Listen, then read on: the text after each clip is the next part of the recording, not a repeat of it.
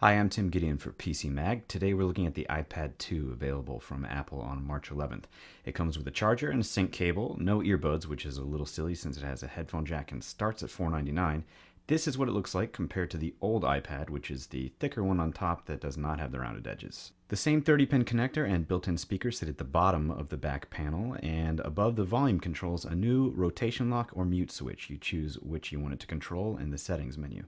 Below the sleep wake button, the new rear-facing camera, and next to it, the black rubber compartment that houses the 3G components on the Wi-Fi plus 3G models for Verizon and AT&T. And next to that, the headphone jack. The 1024 by 768 pixel 9.7 inch screen remains unchanged. Below it, we have the home button, and up top, we have the new front-facing camera lens. The smart cover, which replaces the old iPad case, which was kind of bulky, is a great new accessory. It protects the screen, attaching magnetically to the left panel, and puts the device to sleep when it's closed. Opening it up wakes up the iPad 2, and these smart covers come in polyurethane or leather, starting at $39. The smart cover also doubles as a stand for your iPad. Also $39 is the Apple Digital AV adapter, which allows for HDMI output via the iPad's 30-pin connector. You connect it to an HDMI port on your TV, and all of a sudden you see a mirror image of what's on your iPad, whether you're watching a movie, playing a video game, whatever. You'll see everything in 1080p except video, which will be in 720p, and it probably won't fill up your television screen. It'll default to a size that looks best.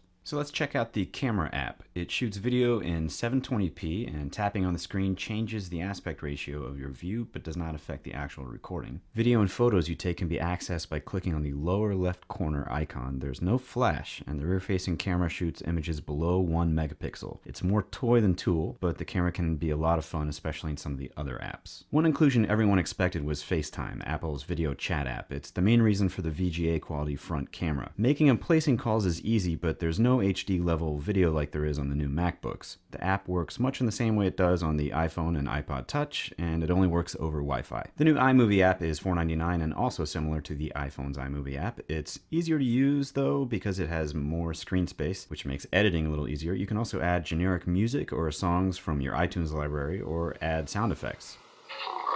There's a variety of ways to share your final project, including posting it on YouTube or Facebook. And another camera app on the iPad 2 is Photo Booth. It's good, goofy fun, and some of the effects show off the faster graphics processing of the new A5 chip inside the iPad. GarageBand for the iPad is $4.99, and it's probably the best app I've seen from Apple. For songwriters, it's a memo pad for jotting down musical ideas on the go. If you're not a musician, you can still fool around with the various smart instruments that are preloaded, and you can sound like one. I promise, it's not hard. When you're finished mixing, you can export your new masterpiece via email or put it into your iTunes library on the iPad. Of course, the iPad still has iBooks, an internal iPod for your music and videos, and now it has the 3-axis gyroscope so you can play games that detect side-to-side and up and down movements like Jenga. The Apple App Store is loaded with iPad apps and growing. It's really in a league of its own when we're talking about app marketplaces for mobile devices. The Safari browser app has gotten a bit speedier with iOS 4.3, and some sites now come in full or mobile options when you load them, like ESPN. Video on many sites like ESPN, Vimeo, and CNN will play, so even though there's no Flash support, which is still a big knock, Apple is finding ways to make that less of an issue. The Wi-Fi only model costs $4.99 for 16 gigs, $5.99 for 32 gigs, and $6.99 for 64 gigabytes.